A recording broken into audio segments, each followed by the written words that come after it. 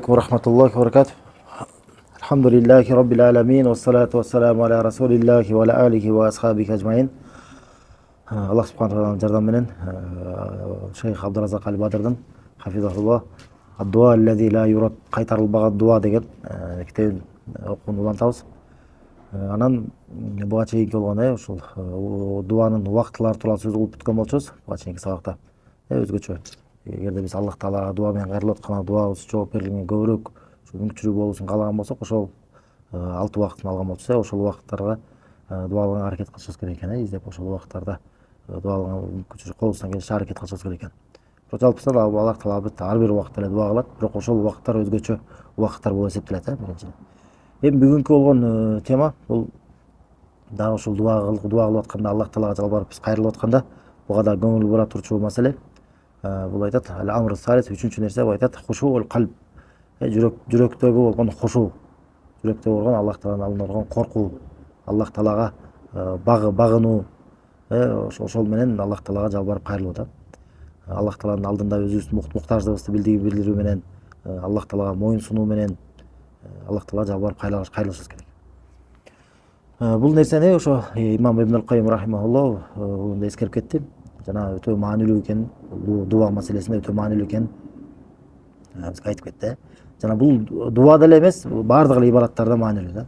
Баардык эле ибадаттарда биз Аллах Таалага ошо моюн сунуп, Аллах Таалага ибадат кылып атканда эмне кылышыбыз керек экен? Ошол жүрөгүбүздө болгон Аллах Тааланын алдында болгон бир кандайдыр бир коркуу менен, өзгөчө бир багынуу менен, хушуу менен Аллахка жалбарып кайрылышыбыз керек. Аллах Тааланын улуулугун сезүү менен да. Эми ушул убудия деп коет да, Аллах Таалага болгон кулдуктун ишке ашыруусу, Аллах Таалага болгон кулдуктун ишке ашыруусу мына ушул нерседе болот да. Качан пенде өзүнүн жаратуучусунун алдында, Аллах Тааланын алдында өзүнүн кандай хушуу менен, моюн сунуу менен, багынуу менен Аллах Таалага кайрылган болсо. Өзгөчө ошо дуа учурунда, дуа кылып аткан учурда. Жалпысынан өзү эле ушул эмне Аллах Таалага моюн сунуу, хушуу болуп, бул эмне экен? Ошол мына убудиянын кулдукту ишке ашыруу болуп эсептелет да, Аллах Тааланын алдында биз кулдугубузду билдирүү. Аллах Таала Кур'анда айтат: "Уд'у раббакум тадарру ва хуфия, иннаху ла юхиббул му'тадин." Роббиңерге, өзүңөрдүн эгеңерге тадарру дейт да. Тадарру менен жана хуфия дейт. Тадарру менен бул моюн сунуу менен, хушуу менен, багынуу менен жана жашыруун дуа кылгыла дейт.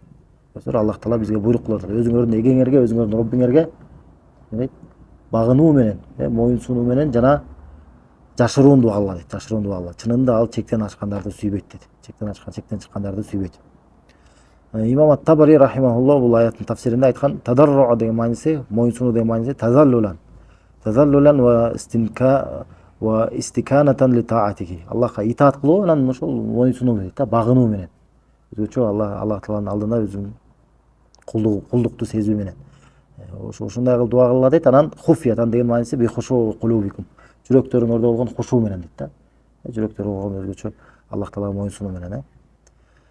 Шейх айтат, ошол дуа кылып аткан адам өзүнүн абалында, ушундай абалда Аллах Таалага өзүнүн эгесинен бир нерсени сурап аткан учурда эмне кылыш керек экен? Аллахка моюн сунуу, Аллахка багынууну сезип туруш керек да. Өзүнүн багынуу менен Аллах Таалага көтөрүлүш керек дейт, абал жакындаш керек.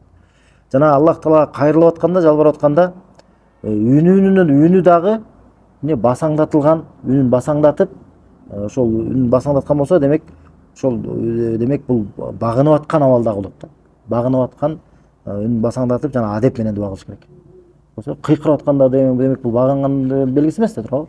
Кайра багынып, Аллах Таалага жалбарып, муктаждыгын билгизип дуа кылып аткан адам кайра эмне болот? Үнүн басаңдатат. Үнүн басаңдатат.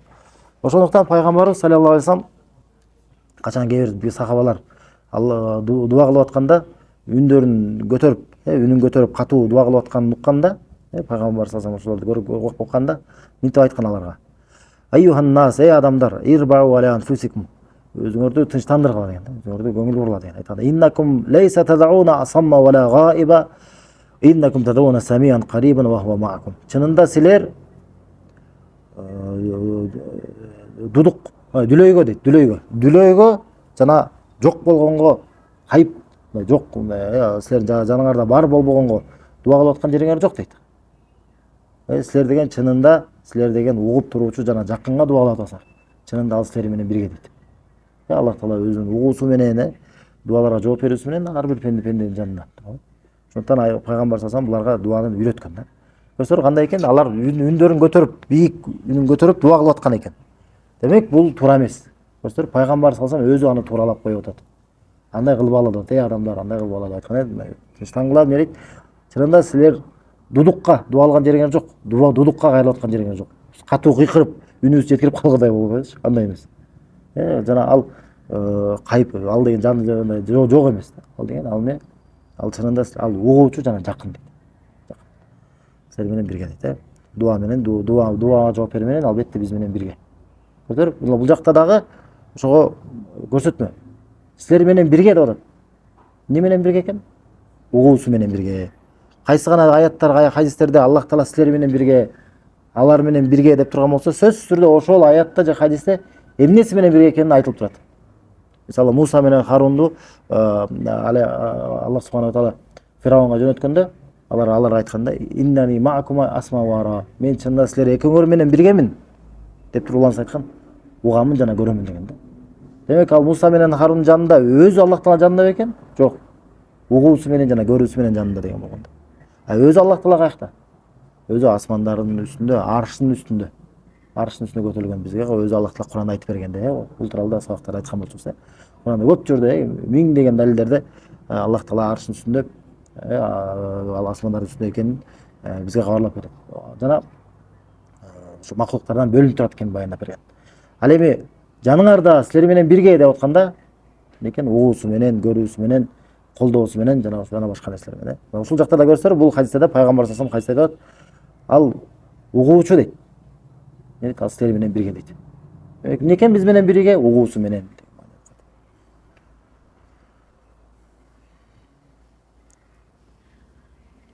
Бул хадис Бухари жана Муслим берет да, сахих хадис. Ошол дуанын адептерин үйрөтүп турган. Хафиз ибн Хаджар айтат, фиһи карахият рафил саут бид-дуа ва зикр. Бул хадисте дейт, көрсөтмө бар дейт. Дуа кылып атканда же зикир кылып атканда үндү көтөрүү бул макрух экендигин дейт. Жактырылбаган нерсе, туура жакшы эмес нерсе. Жана бул тууралуу дейт, ва бихи кала аматус салаф мин ас-сахабат ва табиин. Жана бул тууралуу сахаба жана табииндерден болгон көптөгөн салафтар айткан дейт. Ибн Хаджар өзү салафтар деп сахабалар жана табииндерди атаган да. Ошо сахаба табииндердин артынан ээрчеген адам бул салафи болот да, салафи болот. Анан демек кийин анан Ал-Хафиз ан-Навави дагы бул хадиске түшүндүрүү берип мынтип айткан. Истихбаб хафз ас-саут биз-зикр илля фил мавад аллати варадат аш-шар би рафиха фиха дейт. Бул хадисте дейт, үндү басаңдатуу мустахаб экендигин билебиз. Зикир кылып атканда, Аллахты эскерип атканда. Ошондой эле дуада дагы Аллахты эскерип атканда, зикир кылып атканда үндү басаңдатыш керек. Кыйкырбай, Бир эле кайсы бир шариатта үндү көтөрүш керек экен деген жерлерден башка. Мисалы ташрик күндөрү өтүп кетти, ушул күндөрү такбир айтуу, бул үндү көтөрүп такбир айтуу бул келген шариатта. Ошондой эле кайсы учурларда? Умра, хадж учурунда талбия айтууда, лаббайк Аллахумма лаббайк деп айтууда. Ушундай жана ушундай кайсы бир анык жерлерде шариатта анык далил келген болсо, ушул жерде үн көтөрүлүп айтылат. Мисалы имам намазда турганда Аллаху акбар деп айтат, арттагылар рукудай турабы? Бул жерлерде үн көтөрүш керек экени айтылып атат. Эми мындан сырткары бардык жерлерде үн басаңдатылыш керек. Достор, демек основа эмне экен? Основа бул деген асыл үн басаңдатылып Аллах Таалага дуа кылынат, үн басаңдатылып не кылат? Зикир кылынат. Бир эле кайсы бир учурларда шариатта ушул жерде үн көтөрүлөт деп келген болсо, ошол кездерде үн көтөрүш керек. Достор, ито ошо көтөргөндө дагы өзгөчө болсо пайдасы үчүн көтөрүлөт. Мисалы имам арттагылар угуш үчүн. Достор, немеде болсо Мекке Мединада жүргөндө эмне мусулмандардын көпчүлүгү, мусулмандардын күчүн билдириш үчүн да ошол кездердечи. Достор, башында ушундай болгондо, талбия айтып барышканда эле кандай немелер кылат эле. Ал убакта пайгамбар саллаллаху учурунда мушриктер, кафирлар, мусулмандар аз эле да. Анан ошондой талбияларды айтып, зикирлерди айтып, үндөрүн катуу көтөрүп, ошентип мусулмандар биз көппүз, биз күчтүүбүз деп ошону көрсөтүш керек болгон да. Өзгөчө анан эме биринчи 3 группты айланып атканда билесиздер да. Кичине чуркап, кичине жеңи чуркап, анан бир ийинди да ачып алыш керек да. Бул да атайын болгон да ушунда. атайын кайра мусулмандардын күчүн көрсөтүш үчүн болгон да. Күчүн көрсөтүш үчүн. Анткени капырлар келип, Меккенин ошо Кабанын бурчуна келип анан карап отурушканда, булар Мединалыктар келди деп шылыңдап мазактай эстеп келген. Анткени өз арасында сөздөр таратып ичкен да. Бул Мединалыктар мусулмандар булар оорулар депчи. Булар оорушат. Оорулуулар депчи. Анан пайгамбар салам ошол жок, кайра күчүбүздү көрсөтүш үчүн не кылган? Ошолор ушундай буйрук кылып койгон да. Ошолордун биринен да такбир да көрсөтүр, катуу үн көтөрүп айткандар ошол нерселерчи. Анан жалпысынан көрсөтүп ушундай кандай максат айтарыбыз, үн көтөрүлгөндө дагы бир себеп менен болот да. Себептен болот. Жалпысынан негизи основа демек башка учурлардын баарысына үн кайра басаңдатылыш керек. Басаңдатылыш керек. Көрсөтөр демек намаздардан кийин дагы, зикирлер дагы же башкалар болобу кайсылар бар колдон келсе дуалар, зикир үнү басаңдатып кылыш керек. Өзгөчө мечиттерде кээде кээбилер үнүн көтөрүп катуу дуа кыла берет дагы, жанында башкалар намаз окугандарга тоскоолдук жаратышат. Жанында башкалар намаз окугандар болот, Куран окуп аткандар болот турабы? Алардын баарын көңүлүн бурат да. Бул туура эмес. Адепсиздик болуп эсептелет да. Аллах Таала болгондо биринчиден адепсиздик. Аллах Таала кайрылып атканда сен кыйкырып кайрылбашың керек. Сен кайра багынууңду билдирген болсоң, үнүңдү басаңдатып кайрылышың керек. Шунда үнүңдө да багынуу сезилиш керек да. Үнүңдө да муктаждыгың билдириш керек. Экинчиден башкаларга да зыян келтирбеш керек да. Бул ушул дуанын ушул адеби жөнүндө болду. Эмнеке? Демек хушуу менен, моюн сунуу менен, багынуу менен ушул нерсе жүрөктө дагы жана сырткы келбетибизде дагы, сапатыбызда дагы, үнүбүздө дагы ошо билинип туруш керек да. Кыйкырынбай, бакырынбай. Төртүнчү маселе бул дуа боюнча истикбал кыблат убакытта дуа кылып аткан учурда кыблага жүз буруу, кыбла тарапка жүз буруу. Кыбла тарапка карап дуа кылуу. Бул дагы улуу ошо дуанын адептеринин бири болуп эсептелет. Ушундай дуа кылып аткан адам, демек бул дуа кылып атканда бул дуага көңүл буруусунун белгиси болуп эсептелет да. Бул жөн эле дуа кылып аткан жок да, ошол дуанын маанисин билип, маанисин түшүнүп, жана ушул дуага болгон анын таазими бар экенин белгиси болуп эсептелет. Түшүнүңүздөрбү? Жөн эле дуа кылып кое бербей, жүзүн кыблага буруп, ушинтип дуа кылып аткан болсо, демек бул дагы өзгөчө ошол дуага көңүл бурат экендигинин белгиси да. Пайгамбарыбыз саллаллаху алейхи вассалам көп учурларда кыбла тарапка жүз буруп анан дуа кылгандыгы жөнүндө айтылат. Көп хадистерде айтылып келет да. Ошолордун мисалы качан Бадыр согушунда. Качан пайгамбар саллаллаху алейхи вассалам мушриктердин көп санын көргөндө, аларга көптүгүн көргөндө, 1000 адам болгон да алардачы. Ал эми мусулмандар аз эле болгон, 300. 300дөн бир аз көбүрөөк эле сахаба болгон да. Алардын көптүгүн көрүп, мусулмандын аздыгын көргөндө эмне кылган? Мына ошо пайгамбар саллаллаху алейхи вассалам жүзүн кыблага буруп, анан эки колун сунуп дуа кылып баштаган да. Эки колун алып барып, анан эмне жайып дуа кылып баштаган. Өстөр ушундай болуш керек. Биз дагы кайсы бир учурда алсыздык сезип атсак, бир кыйынчылык абал сезип аткан болсок, эмне кылыш керек экен? Мына пайгамбар саллаллаху алейхи вассалам өзү көрсөтүп берген. Жүзүбүздү кыблага буруп, Аллахка жалбарып кайрылыш керек да. Өстөр, мына ушул чечим. Анткени дуа кылып аткан адам кыблага жүз буруусу бул дагы дуасына жооп берет, жооп берилишинин бир себептерин болуп эсептелет. Себептерин бири. Бирок бул шарттарынан эмес да. Түшүнүңүз керек. Бул шарт эмес. Жүз бурбай койсо калса деле, демек дуасы кабыл болбой калат деген маани эмес. Бирок жакшыраак бул адептеринен. Түшүнүңүздөр да? Жакшы бир улуу адептеринен болуп эсептелет да. Ошондой эле кийинки адептеринен бул 5-чи маселе дуадан дуа кылып аткан учурда эмне кылып дааратта болуу. Буга чейин айта кетели. Мына. Демек көрсөтөр, жалпысынан эмне экен? Дуа кылып атканда кыбла тарапта карайт экенбиз. Мындан эмнени түшүнөбүз? Жана чоң ката кер адамдар түшөт. Качан Мединага барганда, эмне кылат? Пайгамбарыбыз саллаллаху алейхи вассалам кабыр тарабына жүз буруп алып, анан дуа кылышат. Бул чоң адашуу. Бул адашуу. Андай эч ким кылган эмес, сахабалар да кылган эмес, пайгамбар саллаллаху алейхи вассалам өзү да бага өттөгөн эмес. Тескерисинче мындан кайтарылган. Мындан кайтарган. Айткан, ла татруни кама атратан насара Иса ибн Марьям. Мени көтөрмөлөбөлө деген. Иса ибн Марьямды христиандар көтөрмөлөгөндө сыяктуу деп тыюу салган. Бул дагы пайгамбарга кайра картылган аша чабуу болуп эсептелет. Пайгамбар саллаллаху алейхи вассалам өзү дуа кылган эле. Аллахумма ла таджал кабри васанан юбад. О Аллах Таала, менин кабырымды сыйыныла турган бир бутпарастыкка айландырып салба деп дуа кылган Аллах Таала. Ошо Аллах Таала дуасын кабыл кылган. Эч ким кабырына чейин жетип барып, эч ким сөйкөлүмчө бирдеме болуп Кудай кылып идал ала албайт да. Бирок кандай кылып атат? Жанагындай катага түшүп кээрлер эмне кылат? Дуа кылып атат. Пайгамбардын саллаллаху алейхи вассалам кабырына жүз буруп алып дуа кылып атат. Эгерде пайгамбардын ана таң калышуусу мындай да. Пайгамбардын кабырына тарапка жүз бурат дагы далысы менен кыблага салат да, далысы менен. Толук тескеричи да. Далысын менен артка карап кыблага далысын салып алып, алды менен эмне пайгамбардын кабырына жүз буруп алып, ошентип көтөрүп дуа кылат. Бул чоң ката. Ким мындай кылып жүргөн болсо, билбестен тобо кылыш керек. Тобо кылып калыш керек. Бул эми ошол пайгамбардын кабырына жүз буруп алып, бирок Аллахка дуа кылып аткан болсо, бул бидат. Бул чоң күнөө да. Бул чоң күнөө. Эгерде пайгамбардын өзүнө дуа кылып аткан болсо, анда бул чоң ширк. Чоң ширк. Бул адам динден чыккан болот да. Динден чыккан болот. Кайра тобо болуп, кайра исламга иман жаңылыш керек болот. Эгерде ошондой абалда өлүп кала турган болсо, түбөлүк тозок болот. Анткени эмнеге ал пайгамбарга дуа кайрылганда эмнеге Аллах Таала биздин Мухаммадка пайгамбар саллаллаху алейхи ва салламга дуа менен кайрылганда эмнеге Аллах Таала азаптабаш керек? Эмнеге Исага дуа менен кайрылганда Аллах Таала азапташ керек? Адилеттүүлүк кандай болуп калат туурабы? Жок, андай болуп мүмкүн эмес. Пайгамбар Исага дуа менен кайрылганда эле ким ага Кудай кылып алган деп аны деген төөлөккө тозок барат деп айтып жүрсөк эле, ошондой эле сыяктуу пайгамбарга ким дуа менен кайрылып, ага жалбарып сурап кайрылып аткан болсо, ал деле ошондой эле сыяктуу болгонго апарып болот. Ал деле ошондой төөлөк тозокко барганга татык болот да. Көрсөтөрбү, бул анткени бул чоң ширк. Пайгамбар саллаллаху алейхи ва саллям ошол нерсенен кайтарыш үчүн келген, өзү жөнөтүлгөн. Көрсөтөр, ошондон дуа кылып атканда ошо чоң катага чыгат. Көрсөтөрбү, ошондон. Мына ошол альхамдулилlah ошол жактагы деген жана милициялар, жана солдаттар болсо, жүз кайра неметчет, үйрөтүшөт, андай кылып ала, жакта карагыла деп үйрөтөт да.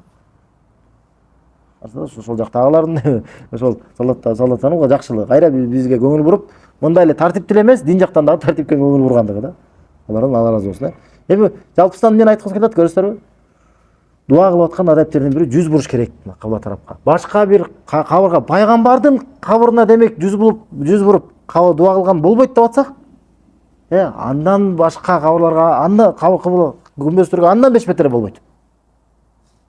Манастын күмбөзүнө, же Манжылдын күмбөзүнө, же Сулайман тоого, же Ысык көлгө, же башка жерлерге каяк болбосун, адам жүз буруп алып ошол жака дуа кылып алып, ошентип суранган болбойт. Ошолордон сурап аткан болсо, эмне болот? Чоң ширк болот. Жок, ушулардан сурабай, бирок ушулар себептүү Аллах Таала мага берет дей турган болсо, кичине ширк болот. Эгерде же ошол же ушундай дуа кылып мен Аллахка кайрылсам жакшыраак дуам кабыл болот дей турган болсо, анда бул бидат болот. Ар тарабынан бул тыюу салынган да шариаттачы. Эң эле аз дегенде чоң күнөөгө батат, бидатка батат. Эң эле чоң дегенде чоң ширкке батат да. Динден чыгып кала тургандайчы. Адам өзү айтса, жок, мен деген андан мага пайда берет деген ишенимим жок. Мен пайгамбардын дуасына, кабырына буруламбы, же бул күмбөзгөбү андай. Мен Аллахтан берет деп ишенип атам деп өзү актанган болсо, биз не дейбиз? Мүмкүн сен ширкке түшкөн жоксуң. Сен бирок чоң күнөөгө түштүң, бидатка. Бирок сен башка бирөөлөрдү ширкке түрттүң. Анткени сен динчил адам деп билгендер башка бирөө сени көрөт дагы, бул кылып атпайбы мына? Сырткан деген эмне кылып атканын билбейт да. Сырткан болсо, сен кабырды эле жүз буруп эле ошол жака кол көтөрүп турган абалдасың. Эмне деп ойлойт сырттан көргөн адам? Демек ошондон сурап атат экен деп ойлойт. Сөзсүз түрдө шайтан ошону оюн салат аларгачы. Анткени шайтандын эң биринчи максаты адамды ширкке түшүрүү, туурабы? Демек сен себептүү, сен ширкке түшүрбөсөң да, сен себептүү адам башка бирөө ширкке түшкөн болот. Анын күнөөсүн сен тартасың да. Түшүнүңүзбү? Ошондон бул өтө кооптуу маселе да. Ошондон дуа кылып атканда мына эмне кылабыз? Биз кыбла тарапка жүз бурушубуз керек. Кыбла тарапка. Күмбөздөргө барганда да кээде ошол күмбөздөргө барып, ошол жактарынан дагы ошол маркумдарга, жакындарга дуа кылгысы келет да. Ошондо кандай туруш керек экен? Кабырлар, көрөстөндөр арт жакта туруш керек. Түшүнүңүзбү? Жүзүбүз менен кыбла тарапка карашыбыз керек. Эч учурда жүзүбүз менен кыбла ошо кабырга мынтип жүз буруп калгандай болуп калбашыбыз керек да. Ушундан сак болуш керек, колубуздан келишинче. Кабыр эмне болуш керек? Артыбызда тургандай болуш керек, далыбызда. Жүзүбүз менен кыбла тарапка барган болуш керек. Сырттан караганда биз ошо кабырга сыйынып аткандай болуп көрүнбөш керек эч учурда. Түшүнүңүздүрбү? Сен андай кылып аткан болбосоң дагы, сен башка бирөө ширкке түртүп аткан болосуң. Бул түшүнүктүү. Демек, дуанын адептери эмне экен? Жүзүбүз менен кыблага карашыбыз керек, кыблага карашыбыз керек. Кийинки адеби бул дуа кылып атканда дааратта болуу. Дааратта болуу, Бул дагы улуу дуанын адептеринен болуп эсептелет. Жана шек жок да, шек жок. Качан дуа кылып аткан адам даарат абалында болгон болсо, бул дуасы артык болот. Мунун адамдын дуасы артык болот. Мунун дуасы кабыл болууга көбүрөөк мүмкүнчүлүк болот да. Көбүрөөк мүмкүнчүлүк болот. Жана анткени Аллах Таала кайрылып атканы дагы эмне толук болот да, толугураак болот. Абалы өзгөчө да. Анткени жалпысынан алганда эле даарат менен жүрүү бул дааратсыз жүргөнгө караганда жакшыраак. Абалы жакшыраак болот да, жалпы ошондой. Мухажир ибн Кунфуз радиаллаху анху аттуу ушундай сахабадан ал келет. Айтылат да. Ал бир күнү пайгамбарыбызга саллаллаху алейхи вассалам салам берген экен. Жана ал даарат алып аткан учурда. Пайгамбар салам даарат алып аткан экен ошол учурда. Жана саламына жооп бербейт. Салам айтса, саламына жооп бербей коет. Даарат алып аткан. Качан дааратын алып бүтүп соң андан кийин жооп берет да. Андан кийин жооп берет саламына. Анан айтат пайгамбар саллаллаху алейхи вассалам: "Иннаху лам ямнa'ni an arudda alayka illa an karihtu an azkura Аллаха illa ala tahara." Мен сага жооп беришиме дейт. Мага бир эле тоскоолдук болгон нерсе дейт. Мен деген Аллах Тааланы даарат абалында болмойчо эскербей, бир эле даарат абалында эскерүүнү кааладым дейт да. Дааратсыз мен Аллахты эскерүүнү мен каалабадым дейт да. Дааратсыз каалаган жокмун. Мен даарат алып атканда даарат толук жок болчу. Даарат алып бүтүп анан саламыма жооп бердим дейт. Анткени бул салам эмне, бул дуа да. Салам деген эмне, биз бирибизге саламдашып атканда? Ассаламу алейкум деп атканда эмне бул? Дуа да. Аллахтын атына эскерип атпайсыз. Ассаламу алейкум ва рахматуллахи ва баракатух. Силерге салам болсун. Жана Аллахтын ырайымы жана анын берекеси деп дуалап атпайсыз. Адам жооп берип атканда ва алейкум салам, силерге да Аллахтын саламы болсун. Аллах Таала тынчтыгы болсун. Ва рахматуллахи ва баракатух. Анын рахматы жана анын ырайымы жана анын берекеси. Көрсөңөр кандай биз учурашып атканыбыз бирибизден кандай улуу учурашуу мусулмандардын. Бирибизге дуа айтып атат. Пайгамбар саллаллаху алейхи вассалам Мединага келгенде эң биринчи адамдардын арасында айткан эң биринчи буйруктардын бири эмне болгон? Вафшус салам деген да, саламды таркатка деген. Саламды таркатка деген да. Ошо саламды таркатуу, бирибиз менен салам алейкум деп, ассаламу алейкум деп ушинтип учурашуу, бул улуу мусулмандардын адептеринен болуп эсептелет. Бул жөн эле саламдашуу эмес. Бул дуа. Бирибизге дуа кылып аткан болобуз да. Сага жооп берип атканда ал да сага дуа кылып аткан болот. Аллах Таала айткан: "Ва идha huyitum bi tahiyyatin fahayyu bi ahsana minha warudduha." Эгерде силерге бирөө саламдашып аткан болсо, деп сурашып аткан болсо, андан жакшыраак саламдашып менен жооп бергиле, же болбосо так эле ошондой менен жооп бергиле деген да. Салам берүү мустахаб болуп эсептелет. Салам берүү, салам айтуу. Бирок саламга жооп берүү бул парз. Түшүндүрбү? Сен салам бербей коюшуң мүмкүн, беришиң керек. Бул мустахаб. Сооп аласың. Ассаламу алейкум деп койсоң эле 10 сооп аласың. Ассаламу алейкум ва рахматуллах десең 20 сооп аласың. Ассаламу алейкум ва рахматуллахи ва баракатух десең 30 сооп аласың да. Аз дегенде. Элестет, ошондон куркалган келип атат, көрөсүң. Анын ордуна башка сөздөрдү эмне сөздөр бар эле? Башка сөздөрдү атайын киргизип эммели саламатсыздарбы деген сөздөрдүн жайылып кеткен да, башка бир сөздөр киргизе алгандар бар, атайын саламдын көбүнчө теңирчилер тарабынан киргизе алган сөздөр бар да. Эмне? Арбаңыздар, ушундай сыяктуу бир сөздөр бар да. Ал жөн эле суроолор же мындай немелер. Бирок жалпысынан көрсөк, биз билишибиз керек. Ата тегибиз илгертерден бери айтып түшкөн салам алейкум деп элечи. Ошондо эле бул эмне биз билишибиз керек. Бул мусулмандардын өзгөчө адеби. Бул жөн эле салам дагы эмес. Бул дуа. Өзгө дуа кылып атабыз. Жана сооп. Анан ким кайра ошону жооп бере турган болсо, ага дагы 30 сооп карайсыз. 10, 20 же 30 сооп. 30 сооп. Ал эми жооп берүү бул милдет. Жана жооп берип атканда жакшы жооп, андан жакшыраак жооп бериш керек деп атабыз. Бирөө келип мисалы ассаламу алейкум деп мындай жакшы уулгудай кылып сага бир жооп берип атса, сен алейкум деп койгоң болбойт да. Сен адепсиздик, сен толук жооп берген жоксуң, парызыңды аткарган жоксуң. Сен так ошондой кылып жооп беришиң керек. Ошондой сөздөн дагы, адебинен дагы. Анан эмне? Же андан жакшыраак кылып жооп беришиң керек. Жалпы бирок Аллахтын буйругу жакшыраак жооп бергиле деп атат. Жакшыраак жооп бергиле. Мисалы ассаламу алейкум десе, сен жакшыраак жооп бер. Ва алейкум салам ва рахматуллах деп жооп бересиң. Жакшыраак. Ассаламу алейкум ва рахматуллах десе, сен эмне деп жооп бересиң? Ва алейкум салам ва рахматуллахи ва баракатух деп жакшыраак жооп берген болосуң. Бул сөздөн дагы, анан угулушунан дагы, адебинен дагы. Түшүндүрбү? Сен тарапка 100 буруп жооп берип атса, сен дагы ал тарапка 100 буруп. Түшүндүрбү? Ушундай кылыш керек. Ал эми ушундай кемчилик кылып коюу же жооп бербей коюу бул арам болуп калат анда. Анткени Аллах Тааланын буйругу турат. Аллах Тааланын буйругу турат, ошо буйрукту адам аткарбай койгон болуп калат.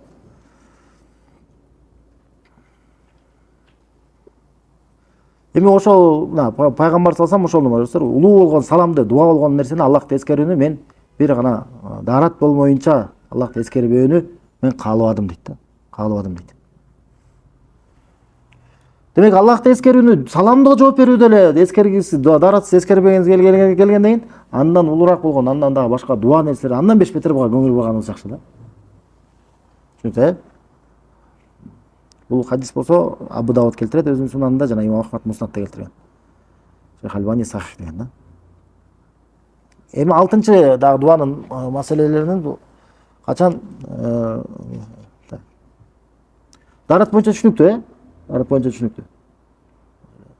Бирок демек дааратсыз мен дуа кылбайт экенмин деп түшүнүп албашыбыз керек кайрылычы, айтышыбыз керек да. Демек дааратың жок болсо деле дуа кыла бер. Даарат алган мүмкүнчүлүгүң жок болот, дуа кыла бер. Дуа кыла бер. Сөзсүз эле демек даарат алышым керек экен деп ойлоп калбаш керек да.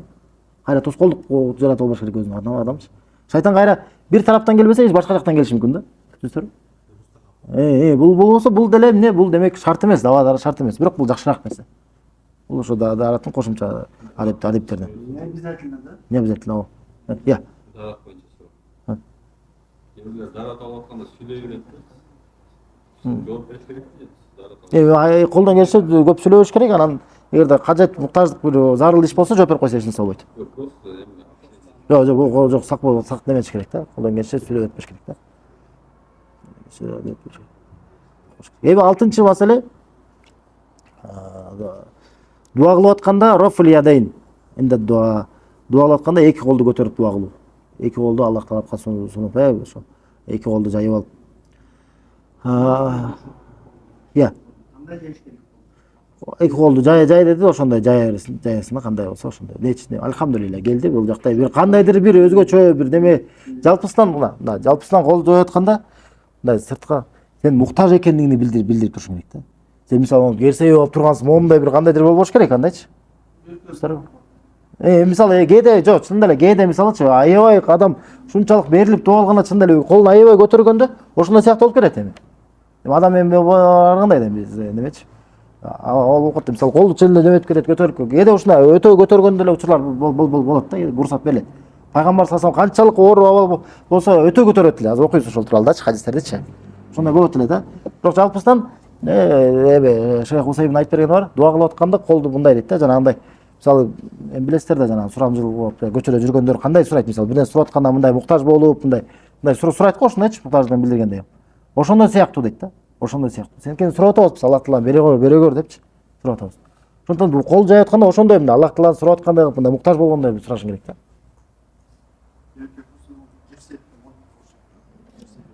Ошол бул ушундай болуш керек. Бул абал керсегендей эмес, же мындай андай эмес. Бул дуа кылып атканда эмне? Бул сен сурап атасың, сен суранып атасың.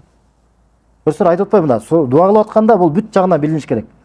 Бул эмне? Өз сен биринчи жүрөгүңдөн баштап.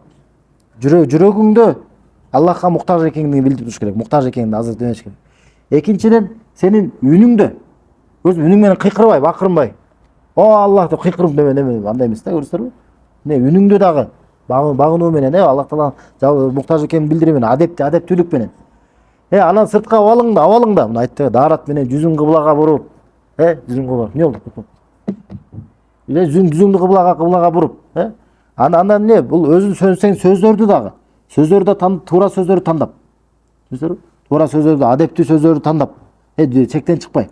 Ошо жалпысынан баардык абалы, дуа кылып аткан абалың эмне болуш керек? Сен муктаждыгыңды билдирип туруш керек. Ошолордун бири да дуа колдун абалы да, көрсөңөрбү? Сен канчалык мына сен сурап аткандай, сен мисалы чындап эле жалбарып сурап аткандай сен жүрөгүңдөн Аллахка багынгандай болсоң, өзүңдүн колуң кандай неме, өзү эле ойлот дегендейчи. Эң башкысы эмне?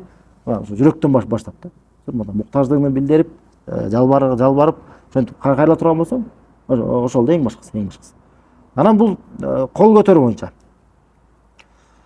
Сальман аль-Фариси радиаллаху анху мындан келген хадисте, Абу Давудта келет, сахих хадис. Пайгамбарыбыз саллаллаху алейхи ва саллям айтат: "Инна роббакум хайюн карим, ястахи мин абдихи иза рафа ядайхи илейхи юраддухума сифра." Чынында силердин Роббиңер дейт, чынында силердин эгеңер ал уялчаак дейт. жана ал берешен дейт. Уяттуу берешен зат. Ястахи мин абдиги, ал деген өзүнүн пендесинен уялат. Качан ал эки колун ага көтөргөндө аны бекер эле кайра эч нерсеси жок эле аны кайтарып салуудан дейт да. Качан пендеси, Аллахтын пендеси не дейт? Аллах Таалага колун жайып көтөргөндө дейт. Аны эч нерсеси кура эле кайра аны кайтарып салуудан Аллах Таала уялат дейт. Кандай зат, субханалла. Аллах Таала эч кимге муктаж эмес, баардыгын асман менен жердин баарынын ээси.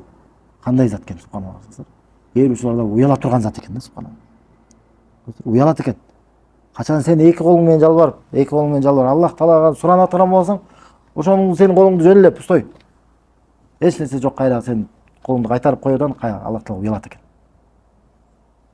Аллах Таала сөзсүз жооп берет деген мааниде. Сөзсүз жооп берет.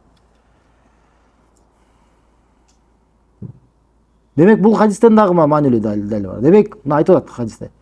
Качан эки колун ага көтөрсө деп атат. Эки колун ага көтөрсө деп атат. Көтөрүү каяка болот? Өйдө тарап болобу? Ага көтөрсө деп атпайбы? Ага көтөрсө деп. Демек Аллах Таала үстүдө деген маани. Бөөлөр айтканда Аллах бүт жерде эмес дегенде андай эмес да. Же эч жерде эмес дегенде эмес. Аллах Таала үстүдө. Ошондуктан үстүдөн сурап атабыз. Хадисте пайгамбар саллаллаху алейхи вассалам айтып атат. Качан эки колун ага көтөргөндө деп атат. Ага көтөргөндө деп атат. Жөн эле асманга көтөргөндө деп койгон жок да. Ага Аллах Таалага ошол уяла турган берешен затка көтөргөндө деп атат. Ал ошо өзүнөн эмне ушул колду устой эле кайра кайтарып салуудан ал уялат дейт.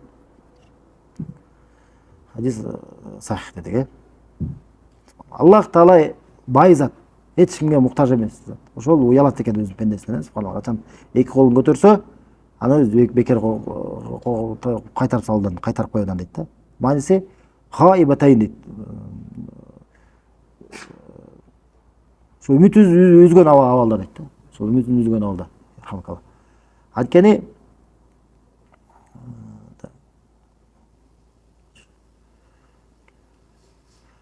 качан адам эки колун көтөргөндө, шейх айтат, асман тарапка эки колун көтөргөндө, анын эмне болот?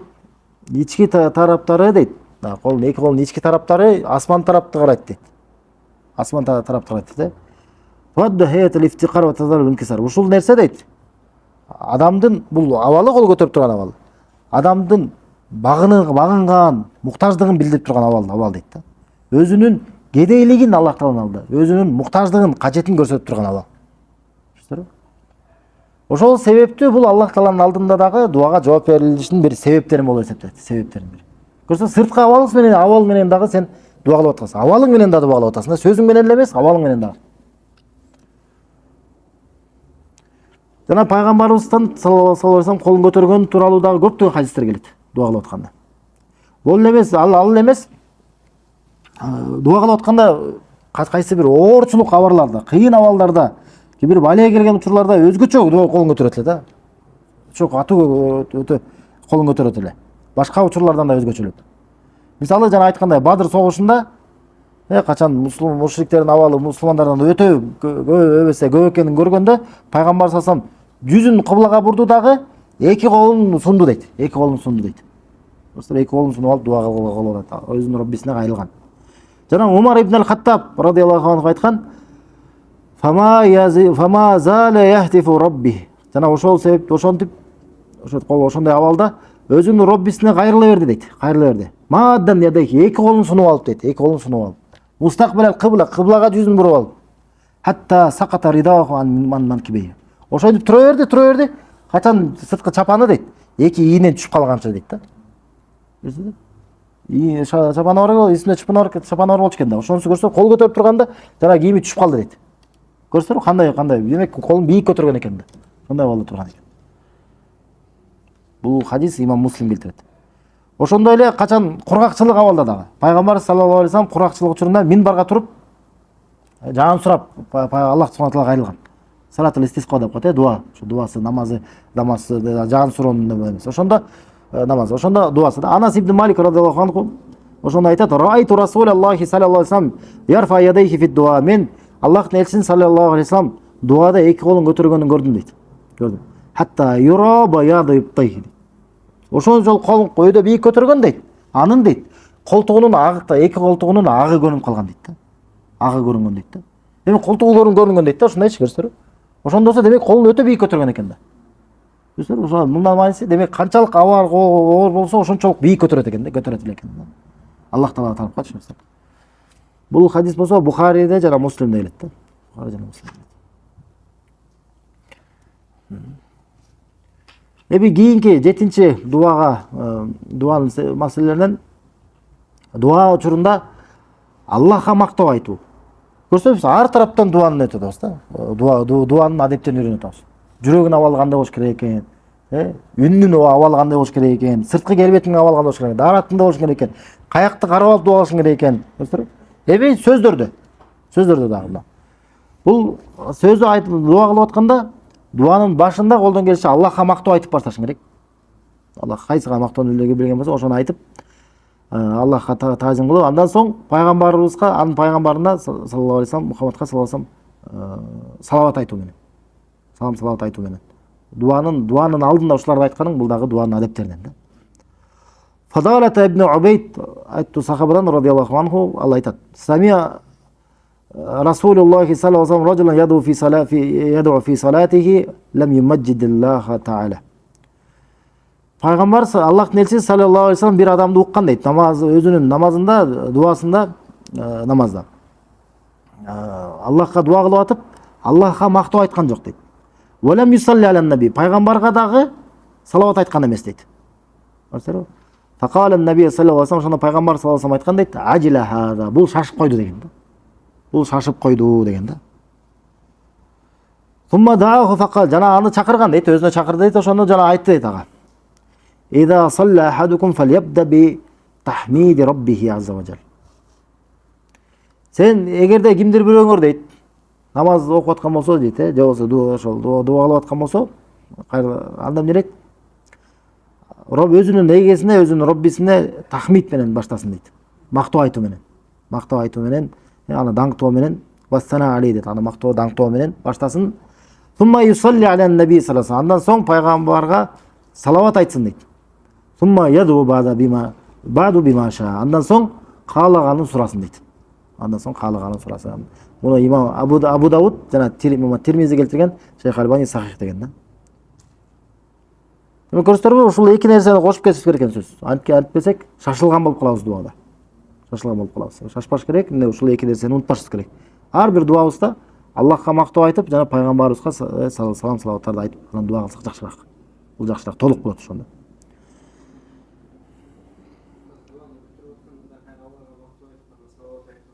Же бүтүрүп атканда да айтсалат. Эң башкысы бир коштолгон болот да, коштолгон. Бирок жакшысы турарагы башында. Пайгамбар салсам өзү көрсөткөндөй. Башында дебеди? Андан соң анан калган дуа кыла деп айтты. Башында. Да.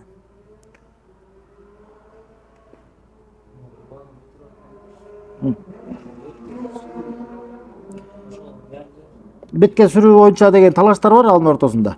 Хадистин ошо сахих экендигинде тууралуу талашат алымдарчы. Кээ бирлер бар дегендер бар, кээ бирлер жок дегендер бар. Эми ушундай да, Аллаху алим, ошол бетке сүрүү боюнча хадистин сахихтигине кайтат да.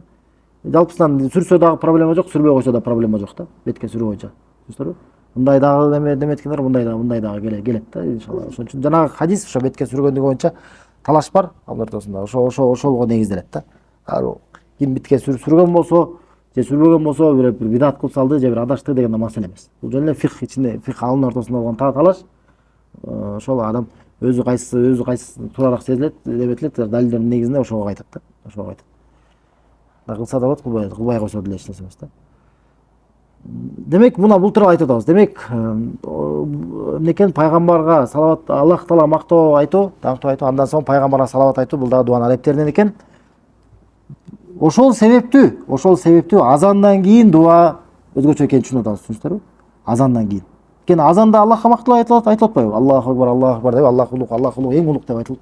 Андан кийин пайгамбарга саллаллаху алейхи вассалам ашхаду Мухаммад расулуллах деп ал айтылып, анан азан бүткөндөн кийин дагы пайгамбарга жана дуа кылынып, Аллаху рабба хази тама деп дуа айтылып бүтүп, андан кийин дуа кылган, көрсөтөрбү? Бул дуанын адептери чогулган болуп калат да. Аллахка мактоо айтылды, пайгамбарга салават айтты. Ошондой эле намаз дагы. Намаз өзү ар бир намаз. Намаздын ичинде эмне айтылат? Фатиха окулат, туурабы? Фатиха окулат, Аллах таала мактап айтат, такбирлер, такбирлер, руку кетип атканда, рукудөн көтөрүлүп атканда ар бир учурунда Аллахка макталат. Рукудө, саждада турганда, Субхана раббиял а'ла, Субхана раббиял азим деп Аллахка мактоолор айтылып, эң аягында салаваттын эң улуу түрү айтылат. Ас-салату ибрахимия деп. Ташаххуд, Аллахумма салли аля набийина Мухаммад ва аля али Мухаммад, кама саллайта аля Ибрахим ва аля али Ибрахим дегенчи. Бул салаваттардын эң толуктуу, эң жакшы түрү болуп эсептелет. Намаздагы салават бул эң жакшы салават. Түшүндүрбү? Ошол салават мына Аллахка мактап айтылат, салават айтылып, андан кийин дуа кылынса, көрдүңүздөрбү, мына ушул пайгамбар саллаллаху алейхи айткан адептин толук чогулуп калып атат да. Ошол кайсы намаздын ичинде. Намаздын ичинде. Намаздан кийин деле иншалла проблема жок да. Парыз эмес жерде. Парыздан кийин пайгамбар саллаллаху дуа кылды деп Аллаху алим келбейт да. Намаздын ичинде. Демек, намазда ичинде дагы дуа кылганды ошол кайдыгер болбошубуз керек да. Ошол кайдыгер. Көп эле мусулмандар намаз окугандар ошол учурда дуа кылбайт намаздын ичиндечи. Билишпейт да ошол жерде дуа кылынат экендигинчи. Намаздын ичинде дуа кылышыбыз керек. Өзгөчө саждада. Пенде эң жакын эгесине жакын болуп турган абалда. Демек, намазда да карасаңыздар, буга айткан адептердин баарысы чогулуп атпайбы? Намазда мына эч нерсеге алаксыбайт. Мына эң беш адеп жүрөгү менен толук эмне болуп турат? Ошо кайрылып турат Аллах таала. Мына азандан кийин деп айтканбыз. Азандан кийинки учур дуага кылып отурган. Намаз учурунда улуу парыз аткарып атат, Аллах таала милдет кылган ибадатты аткарып атат. Аллах таала милдет кылган нерсе менен эң Аллахка жакындай турган нерсе деп айтканбыз. Достор, дуанын өзүнүн абалы дарат абалында турабы? Же даратсыз деле намаз окуйбу адамдар? Дарат абалында кыблага жүзүн буруп турабы? Же башка жакка карап окуйбузбу? Кыблага да жүзүн буруп турабы? Ошондой абалда карасаңыздар, мына анан намаздын ичинде дагы. Намаздын ичинде адеп менен кыйкырбайт да намаздан ким? Адеп менен кайрылат, көрсөңүз. Намазда сүйлөп үнүн кыйкырбайсың, үнүн көтөрбөйсүң. Адеп жагы дагы, өзүнүн абалыңдагы турганда дагы, рүкүү сажда кылып атасың, көрсөңүз. Рүкүү сажда жүгүнүү. Мунун баары тең кандай? Сенин муктаждыгыңды билдирүү да. Ошол баары сөз айт, Аллахка мактап айт, пайгамбар салават айтып келтирип, эң аягынан дуа кылсаң, карасаңыз мына дуанын эң бардык себептери чогулган да. Ошондон намаз бул дуа. Намаз бул максаты дуа. Эң башкысы намазда дуа кылуу. Ошондон ас-сала деген араб тилиндеги тилдик мааниси бул дуа да. Ас-сала деп айтып атпайсызбы? Намаз арабча ас-салат деп айтылат да. Ас-сала деген, намаз деген мындайча айтканда тилдик мааниси араб тилинде бул дуа. Ошол дуадан алынып анан өзгөчө намаз деп салат болуп калган да. Иштермен. Ошол бул дуа. Ошон үчүн намаздын негизги максаты дуа. Ошол дуа мен дайыма эскертип турушубуз керек. Бул намазым менин дуам. Мен дуага Аллахка кайрылам, сурап калайын деп. Өзгөчө Фатихадагы дуа деп айтканбыз, Фатихадагы дуа, Ихдинас-сиротал мустаким, бизди туура жолго багытта деп дуа кылабыз. Ошондон намаздагы бул улуу дуанын мүмкүнчүлүктөрү баардык себептери чогулуп атат, улуу себептер, адептери. Ошол дуа кылып калуу мүмкүнчүлүгүн колдон чыгарбайлы да. Кайра дуа кылалы ушу намазда.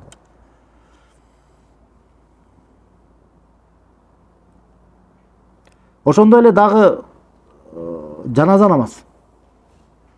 Жаназа намазда да баркка карасак, ал дагы ушул нерсе чогулган да. Жаназа намазда 4 такбир. Биринчи такбирден кийин эмне окулат? Фатиха окулат. Фатиха бул Аллахка мактоо. Аллахка мактоо айтуу. Экинчи такбирден эмне айтылат? Салават айтылат. Үчүнчү такбирден эмне айтылат? Дуа айтылат. Көрсөңүз, мына ушул. Төртүнчү такбирден кийин эмне? Бүттү, салам берилет. Көрсөңүз, ошондон жаназа намаз бул дуа. Маркум үчүн дуа. Даратыңды алып келдиң, жүзүң кыблага буруп турасың. Ошол баардык эменин бар адептери чогулган да. Анан биринчи такбирден кийин мына. Көрсөңүз, кээде сурашат да, канча такбир эле, эмне айтылат эле деп унутуп калышат да. Кандай айтылат деп. Мына көрсөңүз, ушинтип жаттап алсаңар жакшы. Дуанын адептеринде эмне? Пайгамбар Аллахка мактоо айтуу, пайгамбарга салават айтуу, анан дуа кылууң да, туурабы? Мына ушул жаназа. Биринчи такбирден кийин Аллахка мактоо айт, Фатиханы окуйсуң. Экинчиден кийин салатул ибрахимияны окуйсуң, ошондой Аллахумма салли аля Мухаммад ва аля али Мухаммад кама саллайта аля Ибрахим деген жанагы. Ошону окуйсуң, намаздагы эле салаватты окуйсуң. Мына көрсөңүз, Аллахка мактоо айттың, пайгамбарга салават айттың, эми дуа кылыш керек да. Үчүнчү такбирден кийин анан дуа кыл. Ыхластуулук менен. Чын ыхластуулук менен, эң жакшысы пайгамбардан келген дуа менен. Ошо менен ошо мархумга дуа кылып сурангыдың. Эгерде аны билбесең, жок дегенде эң аз дегенде Аллахумма архамху, о Аллах аны райымың ал. Аллахумма гфирлаху, Аллах аны кечир деп. Ушундай сыяктуу эң жок дегенде ушундай сөздөрдү айтып коюш керек да. Чын ыхластуулук менен. Анан төртүнчү такбирден кийин, төртүнчү такбирден кийин анан салам бересиң. салам бересиз. Болду, ушу менен жаназа. Көрсөтөр, ушул дагы жаназанын түрү дагы көрсөтөр, анда дагы эмне экен? Ошо дуанын адептери сакталган да. Дуанын адептери сакталган.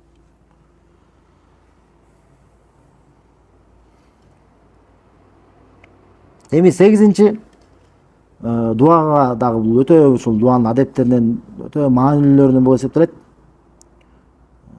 Өтө башкалардан бул деген дуа кылаардын алдында тобо кылуу, истигфар кылуу, Аллахтан кечирим суроо, тобо кылуу күнөөрдөн. Бул дагы мына дуага эң маанилүү да. Дуабыз кабыл болуусу үчүн эң дуабыз кабыл болуусун кааласак, Аллахка кечирим сурашыбыз керек, тобо кылышыбыз керек.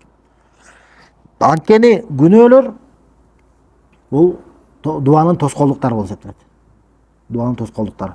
Дуа ошо күнөөлөр себептүү дуа кабыл болбойт. Күнөөлөр себептүү, субханалла. Аллах Таала баарыбыз күнөөлөрүбүздү кечирген болсун. Ошол күнөөлөр бул ошол дуанын жооп берилбешине кармап турган себептүү тоскоолдуктардан болот эсептелет. Пайгамбарыбыз саллаллаху алейхи вассалам сахих айтылып келет. Бул хадис имам Муслим келтирген. Ал айткан. Ал эскерет, айтат. Ар-раджулу ютилу сафар дейт. Бир адам узак сапарда дейт. Узак сапарда. Аш-аса акбар дейт. Чачы уйпаланган дейт. Кийимдери чаң баскан. Ямудду ядайхи ила сама. Эки колун асманга сунуп дейт. Асманга сунуп алып дейт. Я раб деп кайрылат дейт. О эгем дейт. О раббим деп кайрылат дейт. Анан айтат дейт. Бирок матамуху харам. Бирок анын жегени арам. Машрабуху харам. Анын ичкени арам. Малбасуху харам. Кийими арам. Гузия бил харам. Жана арамга тойгузулган. Фа анна юстажабу лизалик дейт. Ушуга кантип жооп берилет эле деген да. Ушуга кантип жооп берилет эле. Пайгамбар саллаллаху алейхи вассалам буга жооп бериши мүмкүн эмес деп айтканда, кантип жооп берилет деген. Эмнеге? Анткени бул тоскоолдуктар чогулуп калган. Бул арам. Болгон жагынан арамга толуп калган да, бул арамга батып кеткен. Бирок ошондо дагы баардык дуага кабыл болуусуна, дуага жооп беришине себептердин баары чогулган да. Анткени сапарда жүргөн адам тууралуу дуасына жооп берилет деп өзгөчө айтылган да. Сапарда жүргөн адам, машакатта, кыйынчылыкта жүргөн адам да, ага Аллах Таала жардам берет, негизи жооп берет дуасына. Сапарда жүргөн, бул менен сапар өзү дуага жооп берилүүнүн бир өзгөчө убактысы болот. Сен сапарда жүрсөң, дуа кыл, көбүрөөк дуа кыл. Сен дуаңа жооп берилет. Түшүндүңбү? Бул сапарда жүргөн дуа, ошол себеби чогулуп атат. Эмне болот? Экинчи, абалы дагы кыйналган экен. Чачы уйпаланган дейт, кийими чаң баскан дейт, көрсөтүрбү? Абалы кыйын. Канчалык кыйын абалда Аллах Таала жооп берет.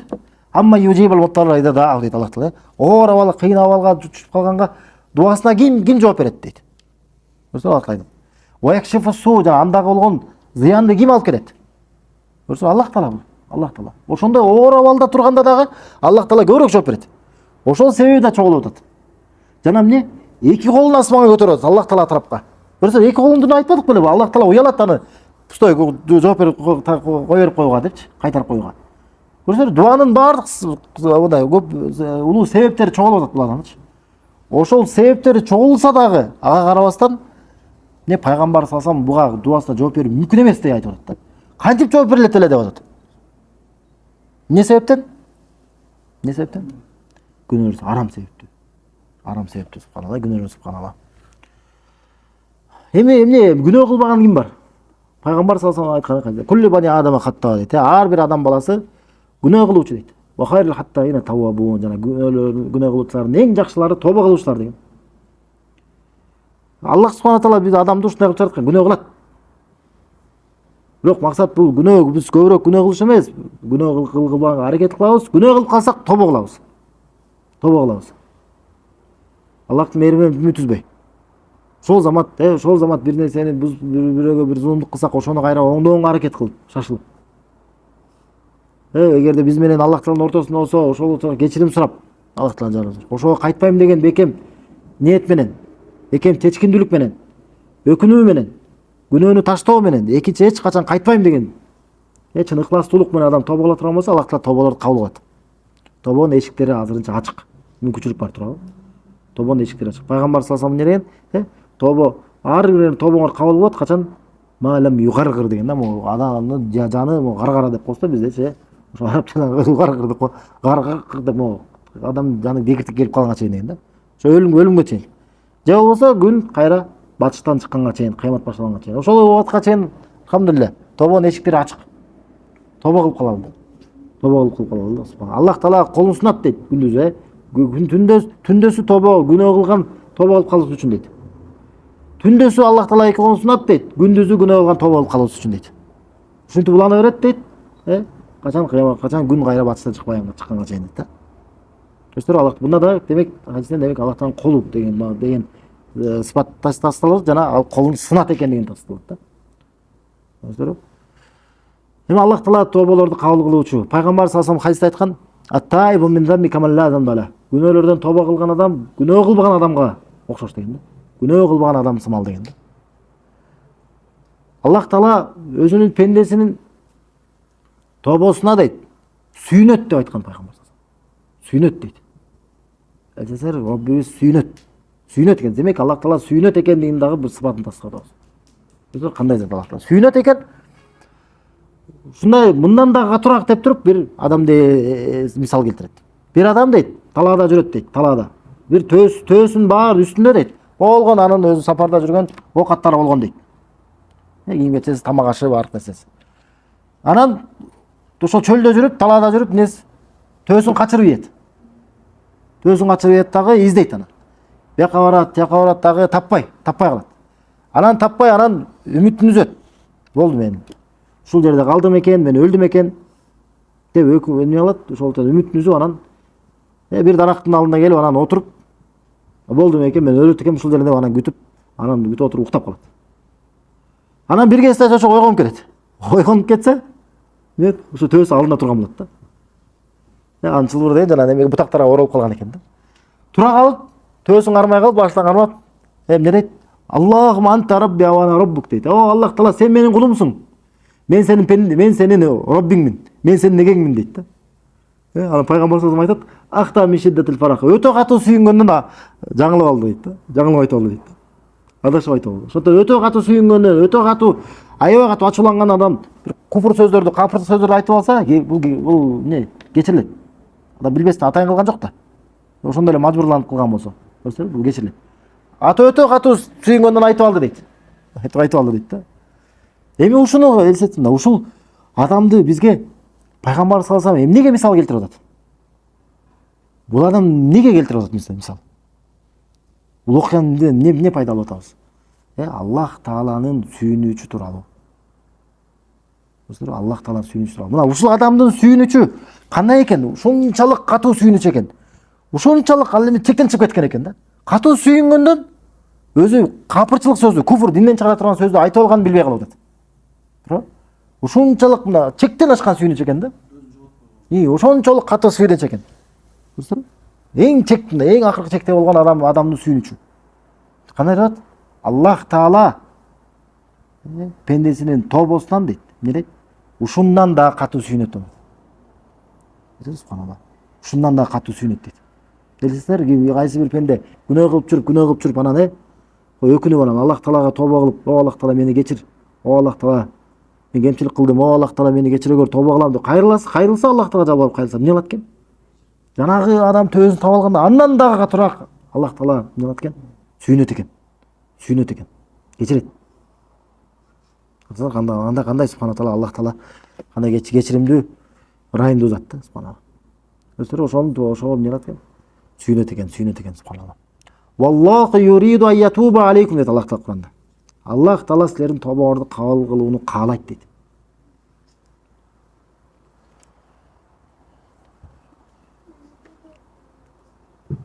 Валладина яттабиуна шахават ва юриду алладина яттабиуна шахават ан тамилу мейлан азима. Ал эми өзүнүн шахаваттарын ээрчигендер дейт, өзүнүн каалаганда кабыл ээрчигендер. Силер чоң улуу адашып калууну каалайт дейт. Субханалла. Ошондон Аллах Тааланын мериминен эч качан үмүт үзбөшүбүз керек.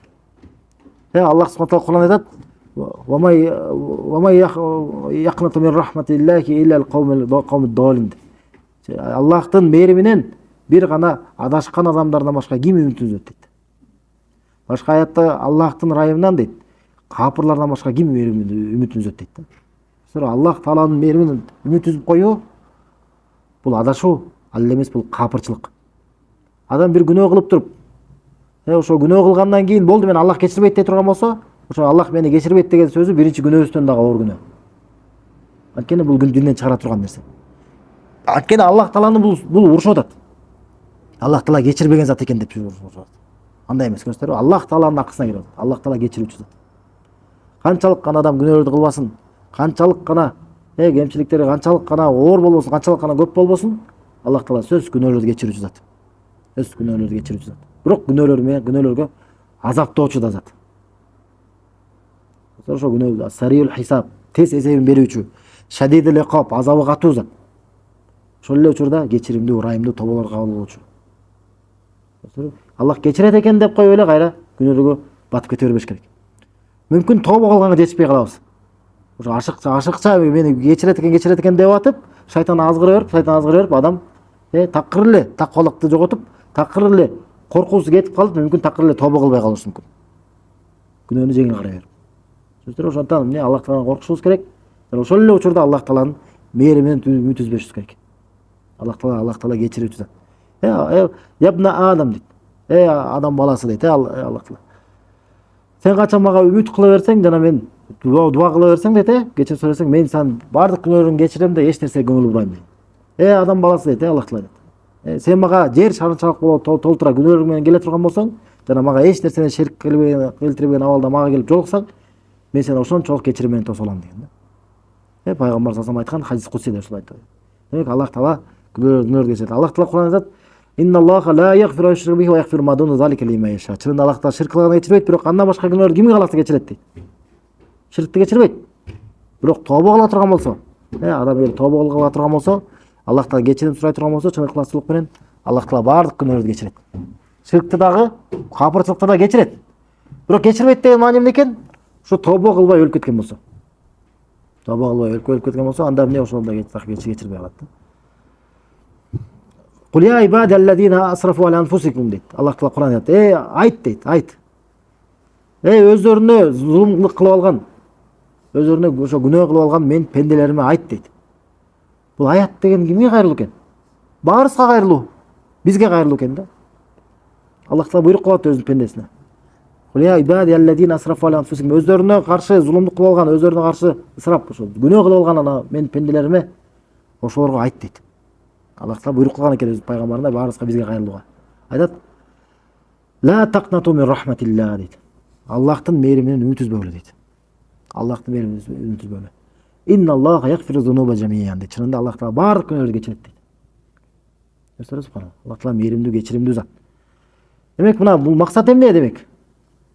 Кандай гана күнөө кылбасак, кандай гана абалыбыз оор болбосо, Аллах Таалага мунун баарын кечирип коюу эч нерсе эмес. Заматта кечирип коет. Заматта каласа Аллах Таала абалыбызды оңдоп коет. Бир эле Аллахтын мээримибизди үмүтүбүздү үзбөйлү. Кайрылалы. Аллахтан сураналы. О Аллах Таала менин абалымды оңдо. О Аллах Таала мени арамдан куткар. О Аллах Таала адал менен мени арамга муктаж кылба. Аллахум агнини би халалика ан харамик деп, ушундай нерселер. Эгерде бир адам бир арамга түшүп, бир арам менен сыналып жүргөн болсо, эмне кылыш керек? Колдон келишинче ошол арамдан сактана турган болгон себептерин кылыш керек да. Алыс болуш керек. Ошол чөйрөдө болобу, чөйрө таасир этсе, ошол чөйрөдөн алыс болуш керек. Ошол аймактан болсо, керек болсо аймактан көчүп кетиш керек. Кайсы бир адамдар болсо, ошол адамдар менен мамилесин үзүш керек. Ошол колдон келишинче бир адамды күнөөгө бир батыра турган бир себептер болуп аткан болсо, ошолордон алысташ керек. Ошондон Аллах Таала Кур'ан айткан: "Вала тaqrabu zina" деген. Зынага жолобогула деген. Зына кылбагыла деп айткан жок Аллах Таала. Зынага жолобогула деген. Зынага жакындабагыла деген. Көсө зынага жакындаба деген мааниси бул. Демек зына кылып бара турган баардык жолдордон сак болгула деген маани. Демек башка күнөөлөр да ошондой. Зынага жакындабаган деген буйрук аткаруу бул эмне? Үйлөнгүлө деген дагы буякта турат. Буйрук турат. Үйлөнгүлө. Эгерде адам ошол кооптуу абалда болуп турган болсо, сына болгон болсо, эмне үйлөнсүн анда. Эгерде бирөөнү үйлөнүп ошондо дагы оор абалда болуп аткан болсо, сактана албай аткан болсо, анда экинчини алсын. Үчүнчүсүн алсын, төртүнчүсүн алсын. Аллах Таала 4кө чейин уруксат берген да. 4 алгандан кийин дагы анан эгерде сактана албайса арамда, демек бул адам өзү эле бузук адам да. Демек өзү бузук адам. Аллах Таала ушуну уруксат берген. Достор, бул деген ошо арамды сактануунун жолдору. Алла көбүрөөк ибадаттар менен алектенсин, ибадат менен алектенсин. Пайдалуу берсин, пайдалуу чөйрөбүдө болсун. Колдон келишинче эмне арамдан сактануу жолдорун себептерин өзүбүз кылышыбыз керек. Өзүбүз ошентип аракет кылбасак, эмне шайтан ар тараптан келе берет да. Шайтан ар тараптан келип жеңип кете берет да, Аллах сактасын. Аллах Тааланын колдоосу болбойнча биз өзүбүз оңоло албайбыз да. Өз күнөөлөрдөн куткара албайбыз, арамдардан сактоо болбойбуз. Ошондой эле соода сатык иштеринен да мисалы. Бир кайсы бир соода арам бир иштерде жүргөн болсо, ошону таштасын. Пайгамбар саллаллаху алейхи айткан, сен эмнени гана Аллах үчүн таштабасаң, сөзсүз түрдө Аллах Таала сага андан жакшысын, сөзсүз түрдө сага андан жакшысын өзгөртүп берет деген да. Андан жакшысын өзгөртүп берет. Мисалы ошондой эле мына арам иштерди таштасаң, андан адал жол менен жакшысын Аллах Таала өзгөртүп берет. Эгерде бир арам бир соода бир иштер менен алек болуп жүргөн болсо, ошону Аллах үчүн таштап койгон болсо, Аллах Таала сөзсүз түрдө жакшы, андан жакшыраак болгон адал иштерге коет, адам жакшы нерселерге өзгөртүп берип коет. Бир жаман чөйрөдө жүргөн болсо, аны күнөөгө түртө турган, ошол себептүү бир кандай бир күнөөгө батып кала турган, эмне кылыш керек? Аларды таштаса, Аллах үчүн таштаса, сөзсүз түрдө Аллах Таала жакшысын өзгөртүп коет.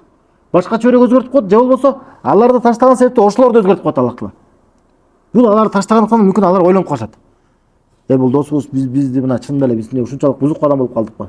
Кой биз досубуз да биз менен сүйлөшкүсү келбей калды. Деп мүмкүн аларга ошолда сен аларды таштаганың мүмкүн аларга сабак болот. Сен Аллах үчүн кылгандыктан мүмкүн Аллах Таала аларды оңдоп коет.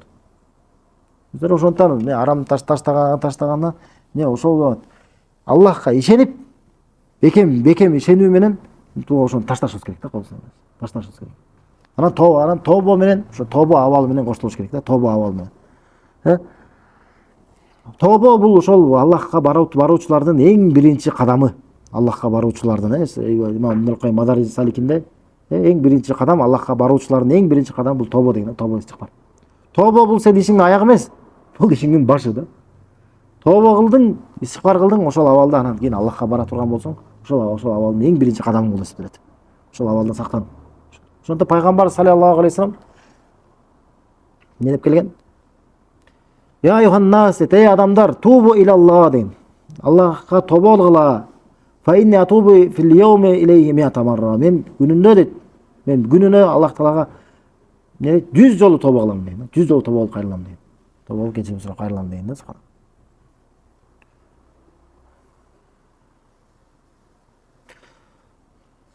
Бир салафтардын бири дейт, илгерки имамдардын бири айткан дейт: لا تستبطئن الإجابة إذا دعوت وقد سددت طرقك بالذنوب.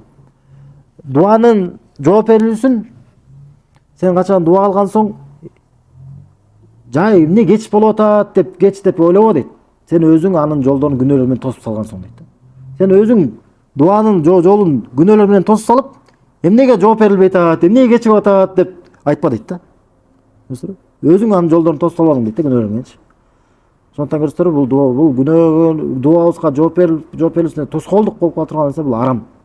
Ушундан да анык түшүнөбүз көрсөтөр жана качан тойлордо же бир нерселер болуп атканда, ишаралар болгондо алхамдулилlah, Аллага шүгүр, андай нерселер жок болуп калды. Мисалы жаштар үйлөнүп атса, ошол жакта туугандар чогулуп алып, эмне кылат? Аракты кармап алып, анан дуа кылып тилектерин айтышат да. Арам менен анан дуа кылып атат. Өздөрү дуага өздөрү эшигин жаап атышпайбы? Мына пайгамбар саллаллаху алейхи вассалам айтып атат, анын кийгени арам, жегени арам, ичкени арам, арамга тойгузулган кантип ага жооп берилет эле деп атат. Булар биз да буларга айтабыз да. Ошол жерде отурган жерлери арам болуп атса, ичкендери арам болуп атса, кантип буларга жооп берилет? Кантип буларга жооп берилет эле да. Дуа кылат, Аллахка кайрылышат, андан сурашат, бул тилектерин айтышат, аны айтышат. Дуа жооп берилеби? Жок, пайгамбарыбыздын саллаллаху алейхи вассалам сөзүн айтабыз. Кантип буларга жооп берилет эле? Кантип буларга жооп берилет?